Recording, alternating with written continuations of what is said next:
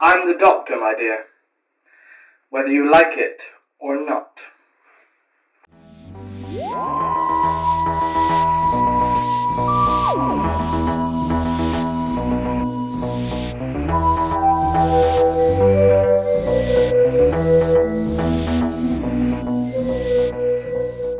Yeah, let's not beat around the bush here. This is definitely my least favourite Doctor. I mean, is anyone surprised? This is a Doctor that frequently hits this spot in lists, and there's a good reason for it. And it annoys me, because Colin Baker was set up to fail here.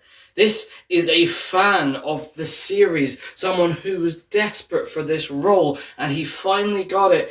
And he was given a costume in which he hated, that did not suit the interpretation of the character that he had discussed and characterized. He was given some of the most unpleasant writing that made the Doctor just very unlikable, and we'll get to the personality in a second. And then there was a hiatus, and when he finally came back, he was fired over the phone. I'm glad that he's got to have another shot. I'm glad that he's had another shot with the Big Finish audios and things like that, and had an opportunity to enhance this Doctor. But if we're going just on its main appearances, this is a deeply, deeply unlikable Doctor. Don't get me wrong, I'm kinda here for the outfit. I put this one together myself, and I'm kinda here for it, as much of an eyesore as it is. But in their first episode, this Doctor strangles their companion, tries to kill them, cowers behind them, is just beyond smug, and is horrible about his previous incarnations, especially Peter Davison, who is one of the most likeable Doctors, as we've discussed previously. And here's the thing, I get that all Doctors are dismissive when the TARDIS gets regenerated, the whole,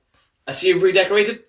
I don't like it. Started with Patrick Troughton, but this Doctor takes it just a step further to the point of insulting the personality of his regenerations, far beyond what any other Doctors have done. This Doctor, if he's not cowering behind his companions, he's actively offing people in a way that the Doctor should never do, and then making James Bond level quips about it. Yes, the Doctor is alien, and yes, the Doctor is arrogant, but not to the point of unlikability.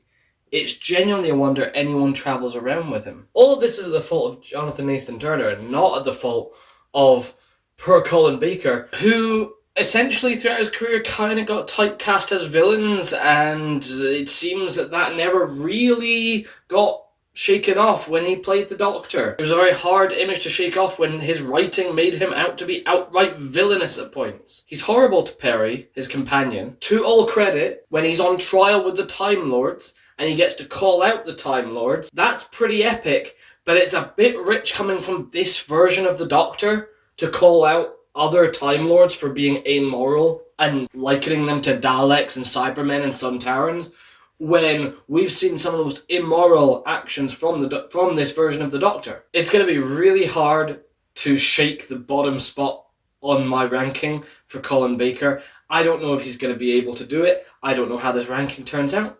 But for now, bottom spot. Easy.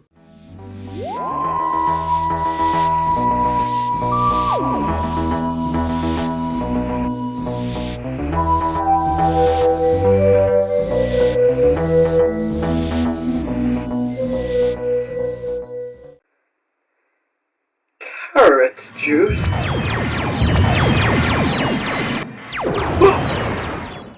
Leave the girl. It's the man I want.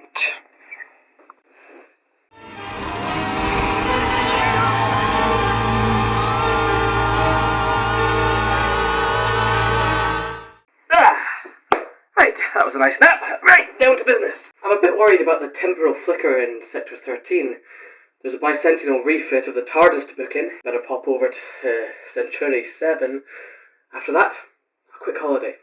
Right, that all seems perfectly clear. Just 3 small points. Where am I? Who am I?